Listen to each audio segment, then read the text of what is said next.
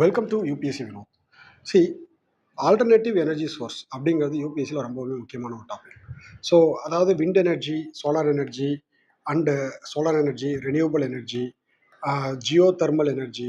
So இதெல்லாமே நமக்கு வந்து பார்த்தீங்க அப்படின்னா கொஷின்ஸ் கேட்டிருக்காங்க. ஆல்ரெடி நமக்கு வந்து விண்ட் எனர்ஜியை பற்றி கொஷின்ஸ் கேட்டிருக்காங்க, சோலார் எனர்ஜியை பற்றி கொஷின்ஸ் கேட்டிருக்காங்க. ஸோ இந்த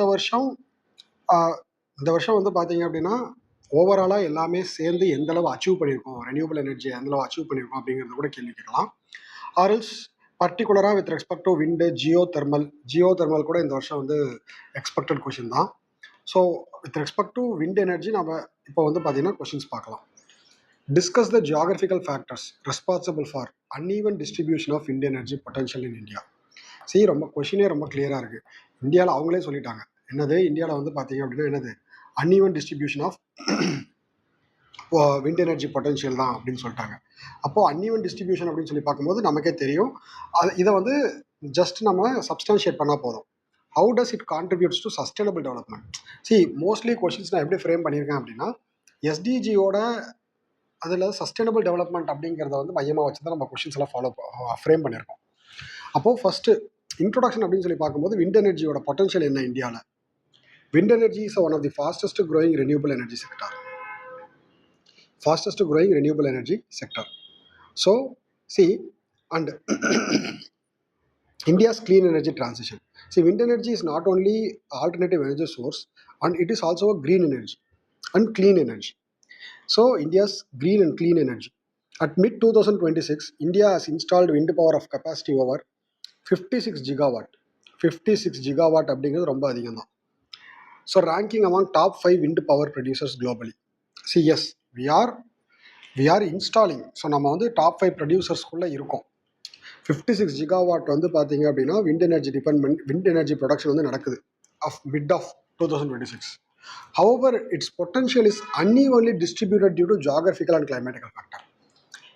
Wind energy அப்படிங்கிறது அவுட் அண்ட் அவுட்டாக ஜியாகிரஃபி அண்ட் கிளைமேட்டிக்கல் ஃபேக்டர் டிபெண்டாக இருக்கக்கூடிய ஒரு energy source. So wind movement அதிகமாக இருக்கக்கூடிய இடத்துல தான் நம்ம என்ன பண்ண முடியும், விண்ட் எனர்ஜியை வந்து ஃபோக்கஸ் பண்ண முடியும். அப்போ கண்டிப்பாக it is going to be limitations is going to be there. அந்த லிமிடேஷன்ஸ் தான் அவங்க கேட்டிருக்காங்க. Geographical factors responsible for uneven distribution of the wind. What are the geographical factors? First, wind regime and monsoon circulation. Regions experiencing strong, consistent southwest and northeast monsoon winds have higher wind potential.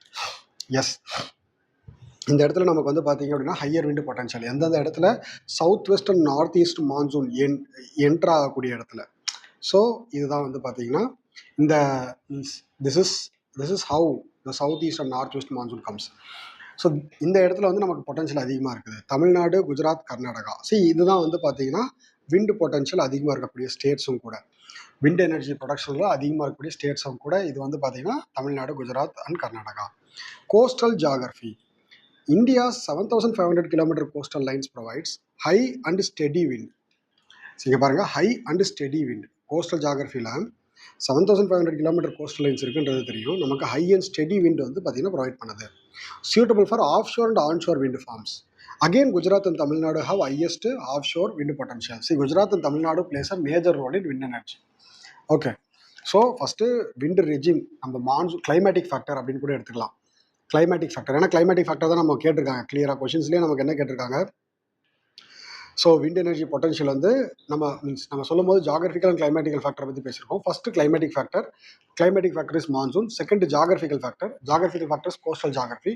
Relief and topography. Again mountains, passes, ridges, elevated plateaus accelerates the wind flow. So wind flow வந்து accelerate பண்ணுது. Example, western Ghat, Satpura range and Deccan plateaus how wind energies based on this relief and topography. Climatic condition, semi arid and arid regions with low surface roughness experience stronger winds. Semi arid and arid regions stronger winds வந்து இருக்குது. Rajasthan, Kutch region of குஜராத்தில் வந்து பார்த்தீங்கன்னா நமக்கு வந்து strong winds வந்து இருக்குது. Land availability, large tracts, sparsely populated land favor for utility scale wind farms.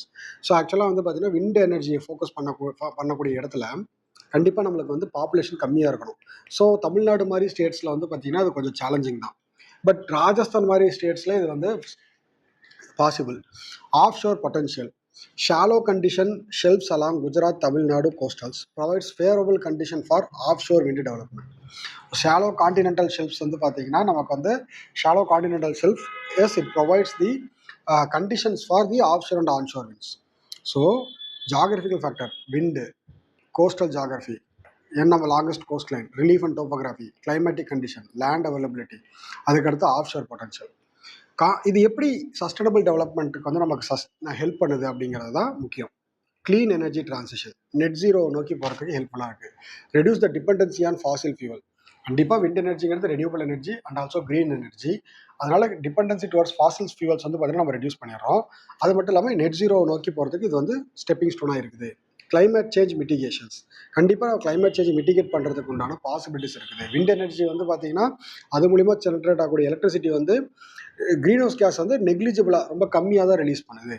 Energy security, இந்தியாவோட energy diversifies India's energy mix, reduces the dependency on imports of fossil fuel.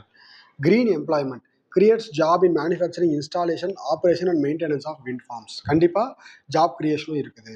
Regional development promotes infrastructure developments, income generation in rural and coastal regions. Sustainable economic growth supports industries through reliable renewable power and advanced green economy. கண்டிப்பாக sustainable economic growth. So renewable energy சோர்ஸை போகும்போது அந்த இடத்துல sustainable அப்படிங்கிற ஒரு வார்த்தை இன்டெரக்டாக add ஆகிடுது. Advance green economy நோக்கி மூவ் ஆகிறதுக்கு ஹெல்ப்ஃபுல்லாக இருக்குது. See this is how the geographical factors and அது எப்படி ஜாகிரபிக்கல் ஃபேக்டர்ஸ்லாம் என்னென்னு பார்த்தோம், அது எப்படி சஸ்டைனபிள் டெவலப்மெண்ட்டுக்கு ஹெல்ப்பாக இருக்குன்னு பார்த்தோம். கவர்மெண்ட்டோட initiatives. So this is the very important point. National offshore wind energy policy for offshore wind development, wind generation based incentives.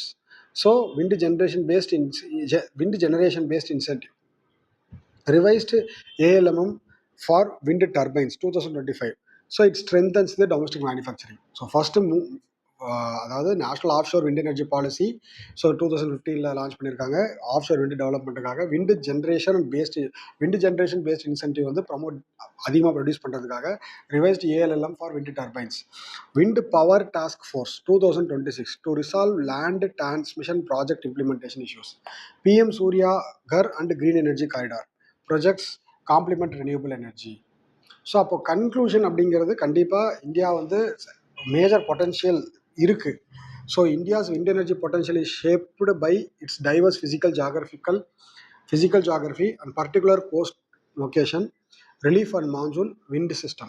Harnessing this potential through improved transmission infrastructure, offshore wind development, repowering old turbines, supportive policies will accelerate sustainable development while enhancing the energy security and climate resilience.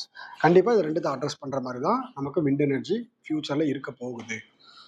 So this is one of the most repeated topics. இம்பார்ட்டன்ட்னு சொல்கிறது தாண்டி இது repeated அப்படின்னு சொன்னாலே அது ஆட்டோமேட்டிக்காக இம்பார்ட்டன்ட்ன்றது வந்துடும்.